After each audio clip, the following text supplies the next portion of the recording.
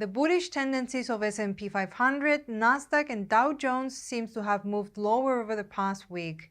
In this report, we are to discuss primarily the fundamentals surrounding US stock markets, but also the upcoming earnings releases, and then finish off the report with a technical analysis of US 100's daily chart.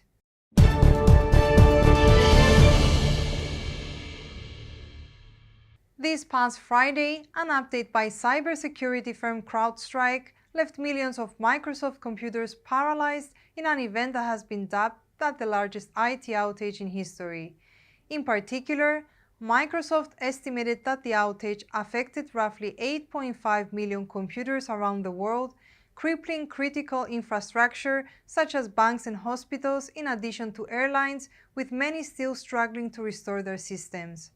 The global outage appears to have negatively impacted Microsoft's stock price despite not being at fault for the issue. Overall, we would not be surprised to see Microsoft's stock price claw back some of its losses. We highlight the US core PCE rates for June, which are set to be released this Friday. The US core PCE rates are the Fed's February tool for measuring inflationary pressures in the US economy. The current expectations by economists are for the core PCE rate for June to come in at 2.5%, which would be lower than the prior rate of 2.6%. Thus, should the rate come in as expected, it may imply that inflationary pressures in the US economy are easing.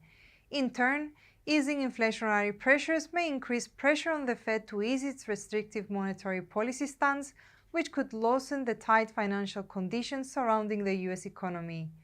Such a scenario could provide support for US stock markets.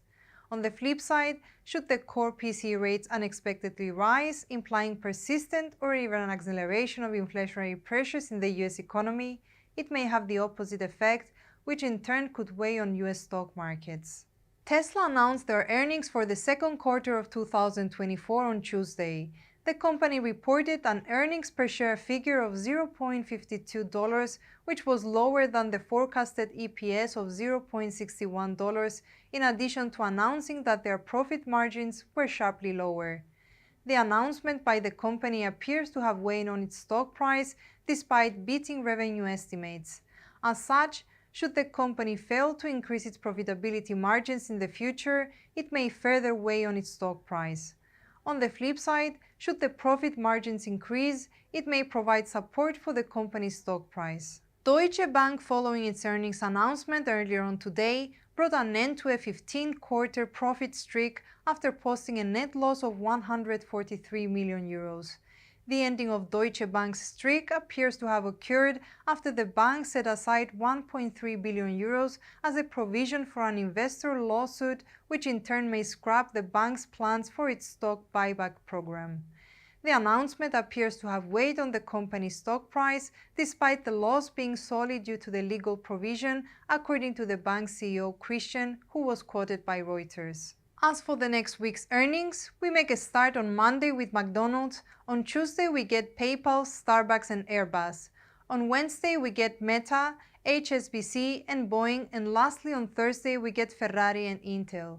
We are interested in seeing Boeing's and Intel's earnings report in particular, given their importance in the airline and chip manufacturing industries respectively. The Nasdaq appears to be moving in a downwards fashion after breaking below our upwards moving trend line, which was incepted on the 19th of April.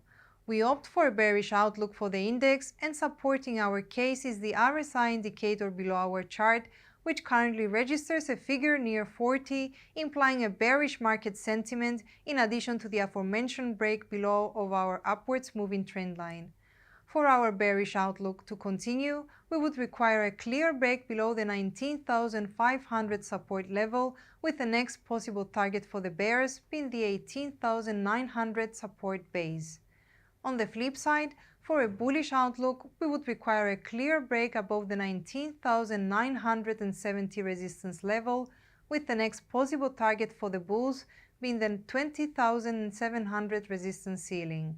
Lastly, for a sideways bias, we would require the index to remain confined between the 19,500 support level and the 19,970 resistance line.